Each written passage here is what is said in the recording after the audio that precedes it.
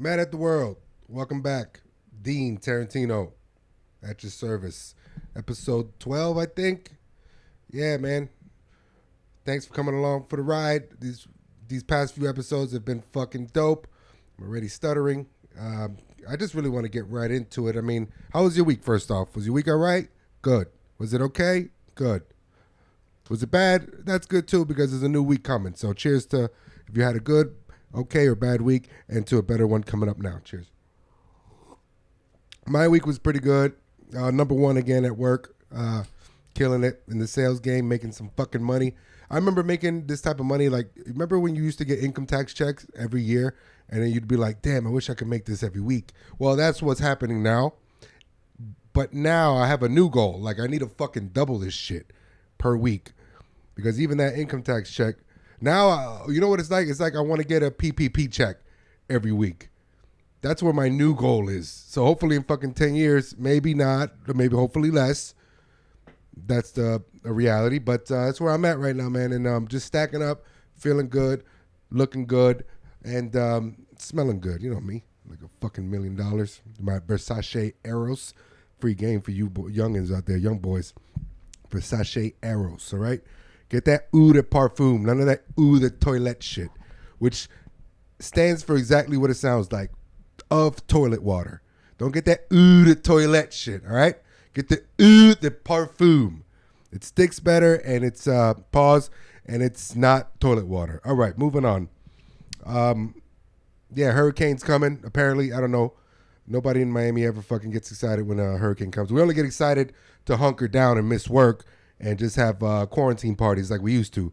We had quarantine parties before the fucking pandemic. It was just that the pandemic was way longer form of one. But yeah, we're used to that shit, man. This city is built for hurricanes. It always bugs me out when people from like out of town always are like, nah, I would never live in South Florida, man. I'm fucking scared of hurricanes.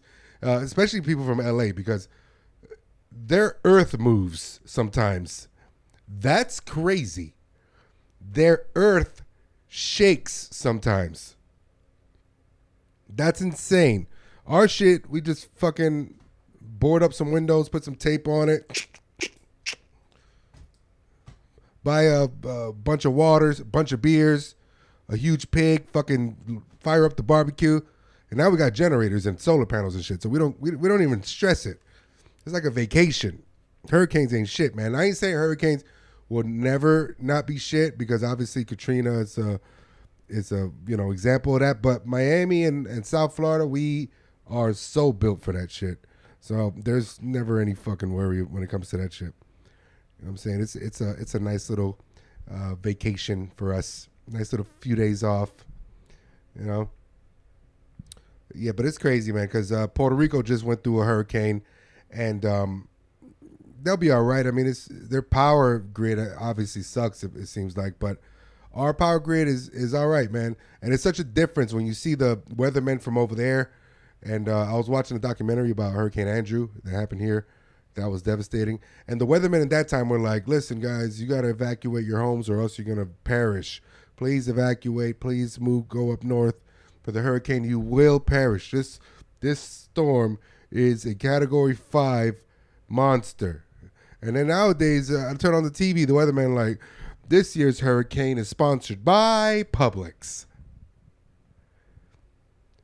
Make sure you pick up your 24-pack of Corona, an ounce of weed, and a 8-ball of Coke and hunker down. See you on the other side in a few days. That's how prepared we are. Even the weathermen don't give a shit. I just came from Publix and I was like, why is it kind of packed right now? It was just kind of packed. Walmart is lined from the front to the back, but that's always the case with Walmart, right? But yeah, man, we don't give a shit about that shit, man. Hurricanes is whatever. Bring it on. Fiona. They always be naming these hurricanes like real baby names. Hurricane Gertrude. Hurricane Waldo, like it's the most non-scary names ever for devastating clouds and storms and lightning and rain and thunder. Hurricane Spencer's on its way. Look out. Yeah, man. But other than that, whatever. It's the weekend. Just get some shit done. Clean up the house. Do some other productive stuff. Other than that, had great shows. I did 2 shows back to back where I did like 20 minutes. Ripping. Bah, bah, bah, bah, bah, bah. If you haven't seen me, man, go out and see me one day. I'm always out every single week, almost every single day. Dom's Brickle, where I do every Tuesday usually. That's where you find me, man. I ain't hard to find. I ain't hard to find. You hear me? That's for the ops. I don't got no ops, man. I ain't got no ops. I ain't nobody's op. I ain't none of that. I just want to make people laugh while soothing that beast within, you know? That's what we all do. I seen a meme of Kurt Ryan, who makes the best comedy memes, by the way.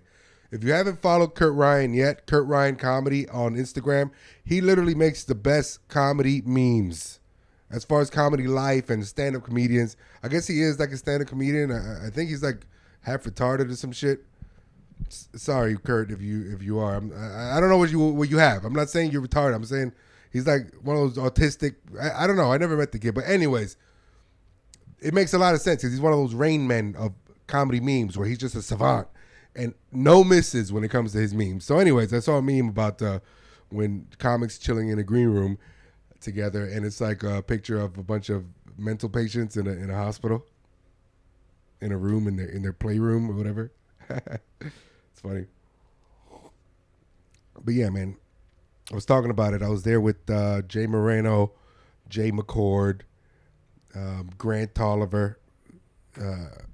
We did it at the Theater in Calle Ocho, which is a great theater. I wish that place was like a full-blown stand-up place at 24/7. It's such a great room, like a legit theater with its own parking and everything. And who else? Tall Sean, white guy. He's cool people. In another year, I'll learn your last name, Sean. But good stuff, man. Keep going. Anyways, we're talking about it, man. The thing that why we do comedy, the thing, and how comedy soothes that beast, right? But after 20 years, let's say right now we want to get better. We want to make people laugh. We want to get our career where it's supposed to go, situated. We want to make all the connections. We want to do what we want to or what we can do with our comedy skills as we go along in this journey. So it distracts and also continues to help soothe the beast inside that got us to do comedy in the first place. But what happens in that 20-year mark when you do that? When you're making people die laughing, holding their stomachs as they're walking out, like barely breathe, right?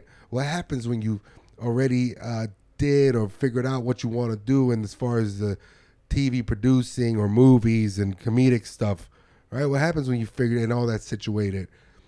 What happens to the beast then? Does it go away? No, it doesn't.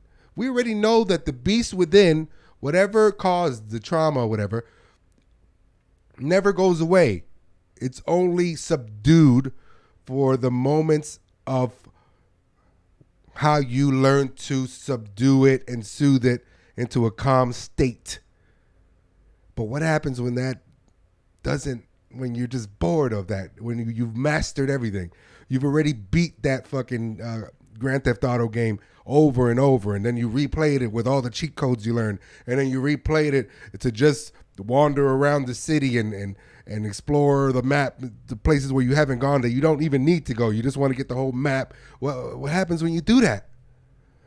You eventually want to just fucking find the new game, but you can't because that's your game. And a few people have offed themselves when they master the game because they can't soothe or subdue the beast anymore. We talked about that, and I always want to keep that present in the back of my head because as I'm going through this comedic journey, if you will, I have to keep that in mind in order to keep my peripherals open for other ways of fulfillment and soothing the beast. Maybe that might be a family one day. Who knows? I'm never the type to just have a kid to make myself feel better. You know, I've already talked about that before. I'm already a good father enough to know that I shouldn't be a father now, right? I want to make sure my kid has all the fucking foundations of that a kid needs in order to be a kid in this shit time and world we live in. Because they're gonna try to fly the nest and they're gonna fail, and I want my nest to be what they fall on, each and every time, as many times as they need to fall. I want it to be on my nest, even if they don't know it's my nest. It's gonna be my fucking nest. Anyways, I don't know. That's where I'm at. Just keeping my peripherals open for that shit. All right, so that is my Dr. Melfi therapy fucking 5 minutes of the podcast. I just thought I'd share that with you. In a way, that's a comedy gem, right? I guess. That's a comedy gem. We all fucking... You ever see somebody on stage, it's because they have some type of fucking trauma or insecurity or attention, validation, some shit. It's a beast. It's some type of beast within that makes them feel very badly. Unless they do it. And then they become good at it. And then blah, blah, blah. Anyways. Next thing I want to talk about, though. All these fucking scandals, man, with men and women. I try not to get into the battle of the sexes too much because it's just, as we know, it's a never-ending battle.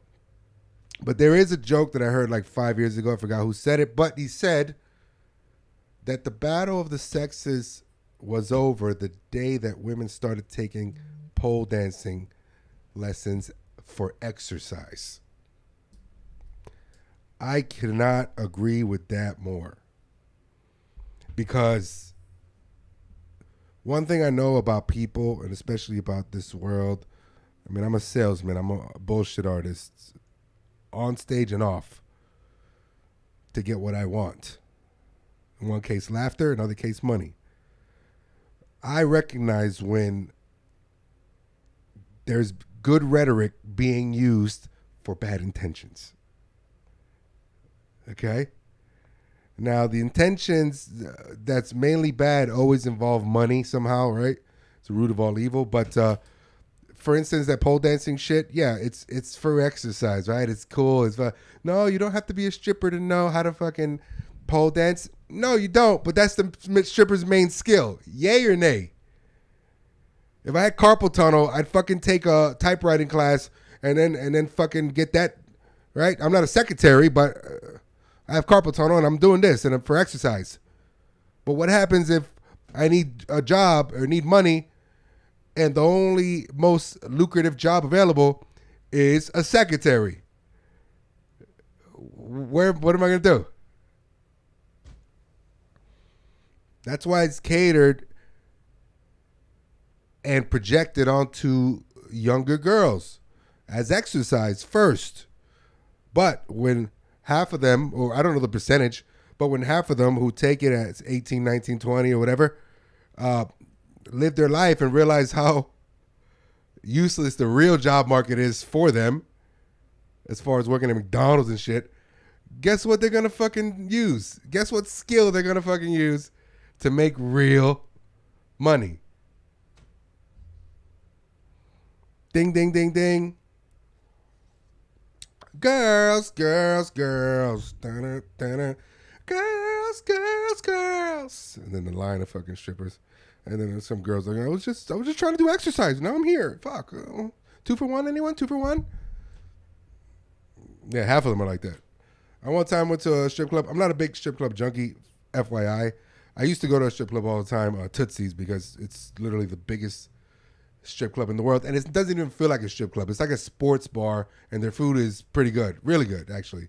It's just so big. It used to be a Costco, and they converted it into a fucking strip club. Put that in your head.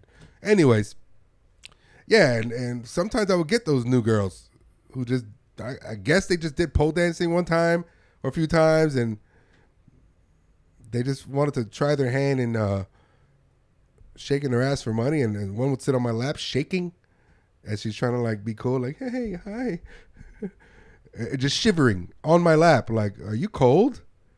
No, why? Why do you say that, sweetie? I'm like, what are you doing here?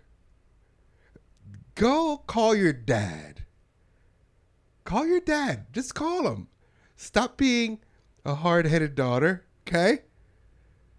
Call your dad, admit that he was right, and he'll help you out of this situation. Call your dad, ask him to say, Dad, are you proud of me for real? No bullshit. And I guarantee you will not be here tomorrow, shaking, shivering from fear on strange men's laps. Good rhetoric for bad intentions. Anyways, I say that to say that shit's crazy out here, man. Adam Levine with his dumbass shit. Have you seen the dumbass text messages that he sent? Or bro, what are you, Adam Levine, bro? You see, that's the problem with those superstars, though. When they get famous at an early age, they're stuck at that age, like in a Neverland type of way. Number one, because they have to, because of their job now, because the marketing wise. And number two, because that's the most fun and most good they've ever felt in their life when they blew up at that particular age. They think they just have to be this fountain of youth and they can never just age gracefully. I mean, it's one thing to slip up at first, you know, because I am a firm believer that fame is like a magic wand. And you can just conjure up any person you want to have intercourse with just with your fame, right? You could do that. You could literally, you got to do it carefully, I guess, right? There's ways to do that now. They have NDAs that they make these groupies sign. It's a well-oiled machine, oiled with cum and lube, right? But I guess when you first start, there's not really a manual, especially when you're come into it married or in a long-term relationship. Like, I guess, was he married? No, I think he was married like 8 years ago. So after fame, whatever, it doesn't matter. But if you're not ready to give that up, man, I mean, who knows? Maybe his wife is into it. I doubt it. But he tried to name their kid, the kid with the wife, after the chick, his side chick he was banging. Like, what a douche. I so want to make a fucking Adam Levine Maroon 22 joke, right? This love has taken its toll. He's texts, hey, oh my God, your body's absurd. Too many hoes. That was the only one. That was the only pun. It wasn't even a good one. Sorry. They're all going down, though, man. The other guy from the Celtics. The other guy with the Celtics. He's teaching the players how to handle balls, and he's teaching one of the female staffer how to handle his balls. Am I right? Am I right? Jesus, these people, bro. That dude's married to Nia Long, which she's established, man. I mean, I didn't ever even heard of him before. Just the Celtics thing. I don't know nothing about him. So how did he score Nia Long? I don't know. Nia Long's pretty hot though, man. She's a little on the older side, but still, for him, he's a nobody. He bagged Nia Long. That's dope. And she moved out for him. She moved out to Boston, which is ugh. To be black in Boston is like ugh. I don't know. I don't know how good that is. It's a cool city, but goddamn. A lot of whites.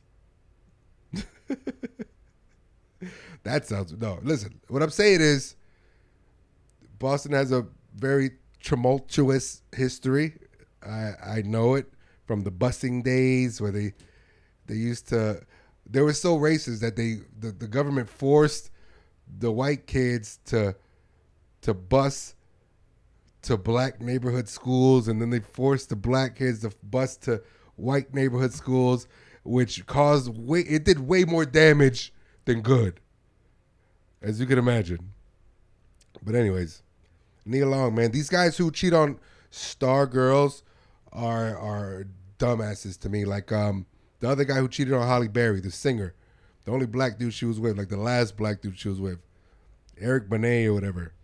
He cheated on Halle Berry. What a dumbass.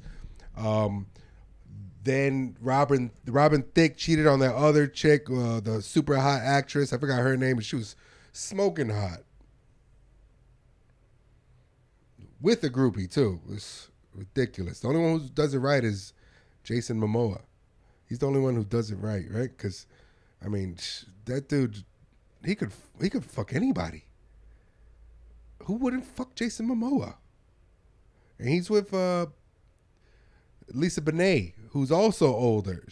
I mean, Lisa Bonet could still get it. Don't get me wrong, but I'm saying if you're Jason Momoa, now you're Aquaman.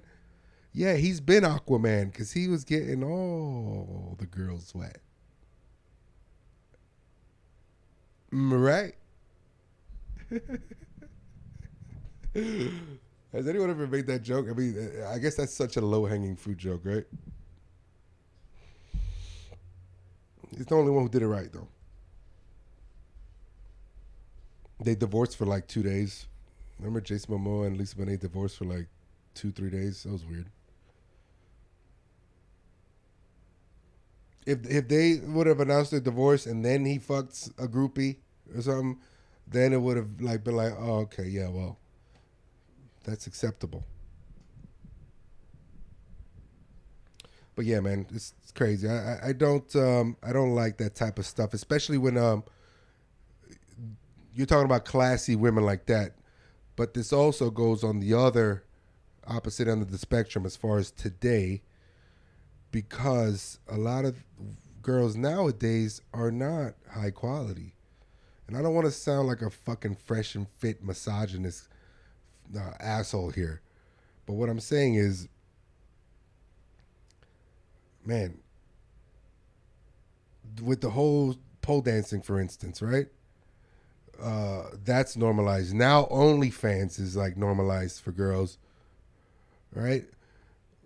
It's this is the first time in history in my 30 some odd years of dragging my big pea stick around this shit pebble of a planet that I've noticed that the men are becoming too good for the women as far as value wise. And that's it's a sad truth. Body counts are becoming normalized. Like it doesn't matter how many guys women been with. You know, yes, there is a double standard in men, but it's already been proven, and it's such an exhausting fact that men and women cheat for different reasons. Women like the emotional connection of a sex partner, with a sex partner, with even sex. The only time you could get women like is to not care is if they're super drunk and it's a one night stand. And even then, they're drunk as fuck thinking about their ex, the time that they were in love and shit. Men cheat because half of them would fuck anything that walks. Let's be honest. But then the other 25% would be that problems in their relationship or whatever the fuck. And then the other remaining is just like boredom. You're famous or you have a lot of money and they just keep throwing themselves at you and they're just like, fuck, I'm only a human. My natural DNA is to procreate and spread my seed. That's my animal instinct in me. Yes, we are civilized. We've grown to be civilized creatures, but at the end of the day, we still have that animal instinct of bussing.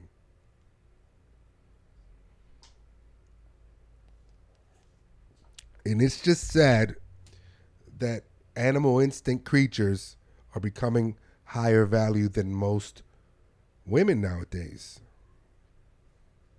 I saw this thing the other day. I'm going to play it here. Check this out. I don't know who this chick is, mind you, but she speaks some real shit. Let's hear it. What does a guy get from a woman that he couldn't get from a cook, a cleaner, and a hooker? It goes back to like why it's better to date girls with lower body counts because they're more loyal. Yeah, but that's I don't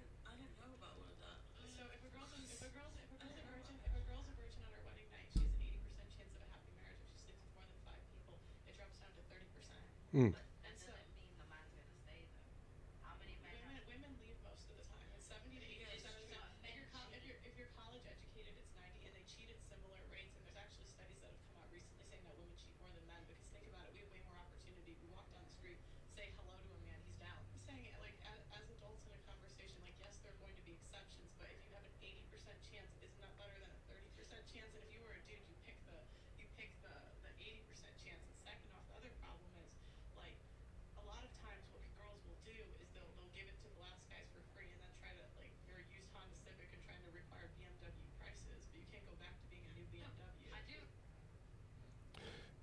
Wow. That chick, I'm gonna be honest. I agree and disagree on a couple points, but for the most part, yes, men do prefer a more reserved, freak in the sheets, lady on the streets type of woman and girl. Listen, I want to let the cat out of the bag. My girl is very young. Okay, she's very young. Um, but here's why, for the most part, we click and I like this relationship. Number one, she hasn't been through so much that's made her bitter. Me, I've been through two soulmates, four serious relationships, three almost baby mamas, and a bunch of flings. Ouch! If you were to take a picture of my heart right now, that shit would look like the Hellraiser face. That shit would look like a fucking accident, a car wreck or something. But her, on the other hand, probably a high school sweetheart and one serious relationship that didn't that ended badly. Okay, you know. Main thing about her is that she was raised by older folks, so that is instilled in her as far as values and old fashioned loyalty and all this stuff, which I appreciate. You know, cook, clean, things like that, right?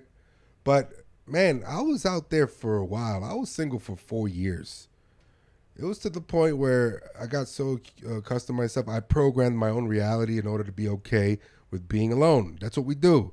That's a normal mask that not only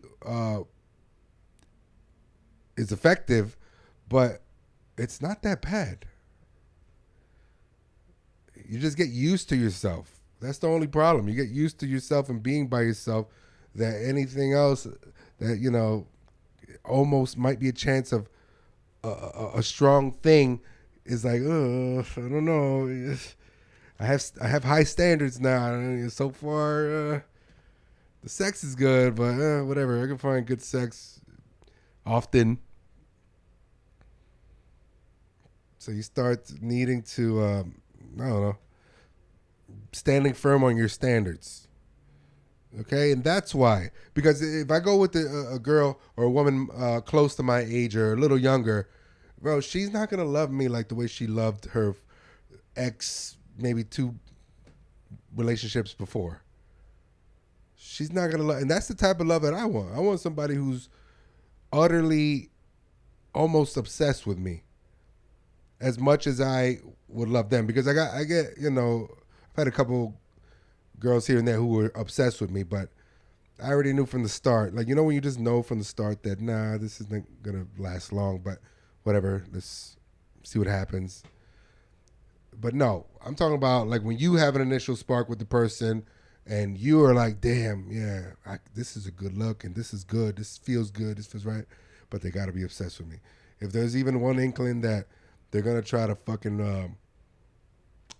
I don't know,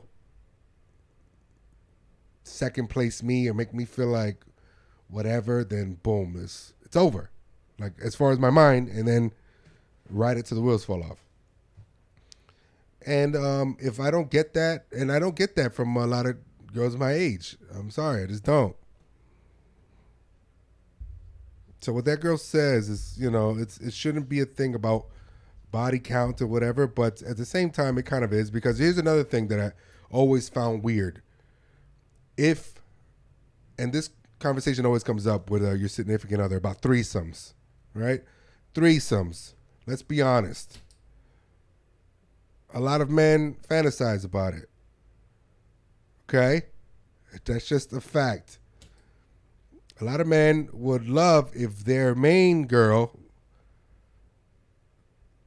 grabbed the helm and the reins on facilitating a threesome with a girl they're choosing or my choosing, for argument's sake. All right? And then, oh my God. And then that's it. Once we're done with that unicorn, we're done with her. And it doesn't come up again until later on if our appetite calls for it again.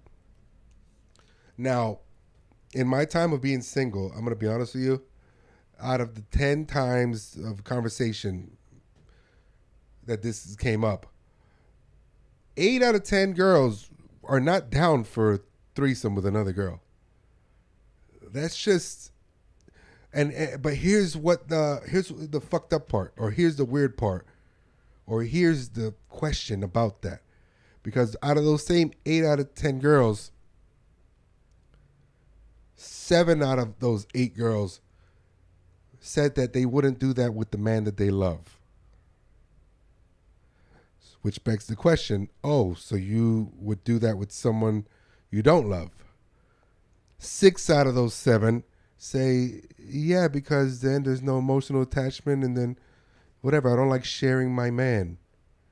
Okay. Kind of makes sense, but here's why that's bullshit. You're going to give such a wonderful gift, such as the threesome, to a stranger before you give it to the man that you quote unquote love because you don't want to share him, but you were shared. You would be willing to share yourself to 2 strangers. Or you'd be the unicorn. No man wants the unicorn. I'm going to be honest with you, ladies. Listen to me. Now I'm going to get real fresh and fit here, okay? No man wants to wife the unicorn. I'm sorry. That's just not a thing. And if you're going to do that, if you're going to wife or you're going to be a wife to a man and explain to him that you'd be a unicorn before giving him a threesome, then you better rephrase that sentence into saying, it's a possibility, babe. It's not just a solid set in stone no for us. I'm just saying it'd be hard for me to share you. Okay? That's a good way to put it. Even if you don't fucking mean it.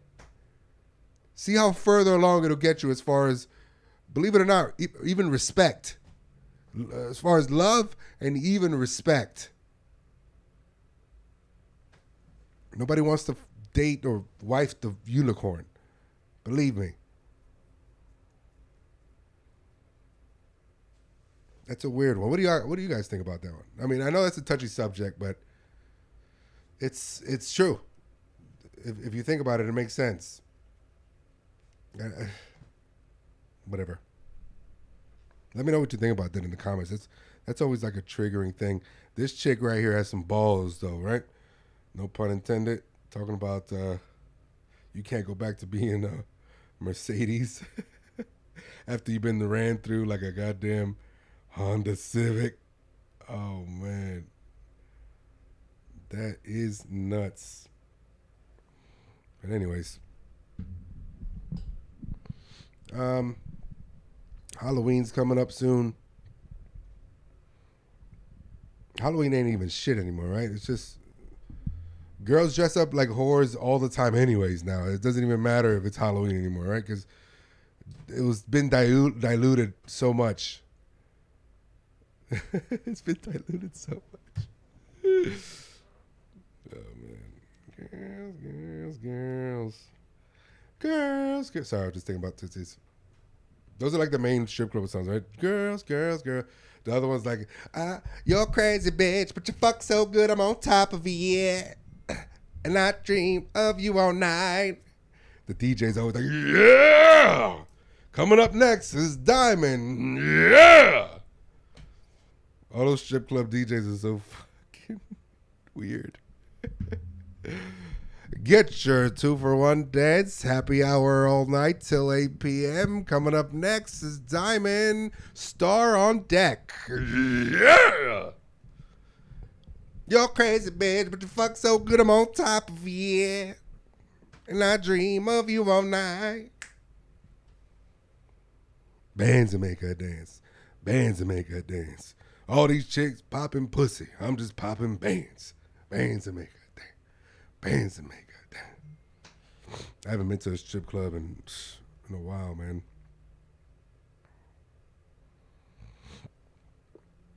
Gotta save money, man. One time I went to a strip club on Thanksgiving. Oh, so sad. Why did I do that? Because I was ashamed to call up family to invite myself to a Thanksgiving party. Oh, so sad. And then I thought, what is sadder than that? And here's the thing, that I probably got invited to some parties. I probably did. I just felt like ashamed myself. I don't know. And then I thought, what's sadder than that? And then I thought, strippers stripping right now. That's probably sadder. So I said, well, then you should go be with the sad people on Thanksgiving. And sure enough, it's always like the streets are empty during Thanksgiving. Sure enough, I went over there and there was a few strippers dancing and they had a free buffet, which is very nice. Shout out to Tootsie's on Thanksgiving. They had a free buffet, of course, turkey, breast, thighs, and then the food, right? Which is breast and thighs as well. And that's it, bro. And then I went home. That was a long time ago. Holy shit. I always did shit like that, though. I'm not getting too much into it now, but I always did shit like just run off by myself and just contemplate about what? I don't know. One time I did that when I was like 7 years old. What does a 7-year-old contemplate about? I could not tell you. But we were at the fair, and my mom gave me some tickets to go on any ride. And then I chose, like, everyone wanted to go on the big Ferris wheel, and then the little Ferris wheel was right here, right next to it, and no one went. And it looked like the carny who was handling the little Ferris wheel was, like, sad and stuff. I just thought that he was sad. This is what my 7-year-old mind was thinking. Like, oh, he's probably sad nobody goes to his, and everybody wants to go to the big Ferris wheel. Let me go on that one by myself. And that's what I did, bro. I fucking went to there, and I went like this, and I gave him a bunch of tickets. And he was like, hey, man, come on in. Of course he wasn't sad. He probably was fucking, didn't even give a shit. He probably was counting down the minutes to leave. He probably was happy that he didn't have to strap a bunch of Rugrats into this tiny-ass Ferris wheel. But he was nice to me. He saw me. He felt more bad when he saw me. He was like, damn, this kid's by himself and shit. Come on, man, go up. And that's what I did. I just went up around the little small Ferris wheel by myself and just contemplating about, I don't know what, Ninja Turtles?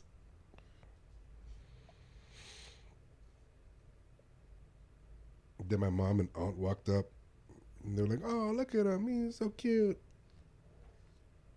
I was cute once upon a time and innocent. Remember when you were cute and innocent? Then the world just fucking just pissed all over it. And this fucking shit pebble of a planet just shitted all over your nice and innocence. That's why I respect people who don't let it change them. Very hard. It's a fork in the road. Every time some bullshit happens to you, that fork in the road is presented. You could either can't beat them, join them, or stay true, stay innocent, stay strong, right? And that road becomes rockier and harder every time you choose it. But some people do choose it, man. And when they do, and they keep at it long enough through the potholes and the fucking falling and the I don't know, crying, feeling shitty about, being one of the only douchebags that's not accustoming to the world's bullshit. They fucking soar high. They create their own lane where it's just smooth sailing for a while, right? I always give people mad props when they don't let the world change them, man, because it's super fucking easy, bro. And I mean easy. It's not easy to change and become accustomed and using the bitterness that the world instilled into you as a driving force. That's not easy. It's easy to just do that, to be that. It becomes easier. Life becomes easier. Whenever someone's an asshole to you, you know how to be an asshole better. That's easy. It becomes so easy. But to fucking not be an asshole is so much harder. Anyways, these are things I was gonna write. Or I don't know. Maybe I am writing right now for my unborn kid, for my son. If I ever, son, come here, sit on my lap. I want to instill in you some valuable lessons for life. I always figured I'd tell my son things like this, in a medieval accent. And he's just like, Father, tell me a story. And I'm like, okay, you want a story? Okay, well, once upon a time, there was a dragon. No, Father, a real story. A real story? Yes, when you were a boy. Oh, a real story you want now, do you? Okay. And then I instill fucking knowledge in him, huh? Once upon a time, I spent Thanksgiving in a strip club. And the DJ said, stars on deck, Amber on stage. Yeah! Kill me. Someone kill me. Anyways, guys, till next time, I got to ride. Saturday night, I'm going to be at SLS, I guess, this Wednesday. I just got the text now. And also the Have Nots comedy. Oh, well, this is going to be on next week. So that's going to happen this Sunday. So it doesn't matter. Where else am I going to be? I'm going to be somewhere else, somewhere other time. Follow me at Latino_Tarantino2X. Follow me, follow this page at Outcrowd Studios on YouTube. Like, subscribe, comment on my clips, on my everything, man. Just ask me a question. I don't care. Thank you for those that watch. I don't know who you are still, but whoever you are, thank you. Hope you enjoy it. Hope you like it. Hope you can relate. That's the main thing I want people to do, right? Relate and know that you're not alone, huh? Go fuck yourself. Tarantino. Until next time. Peace.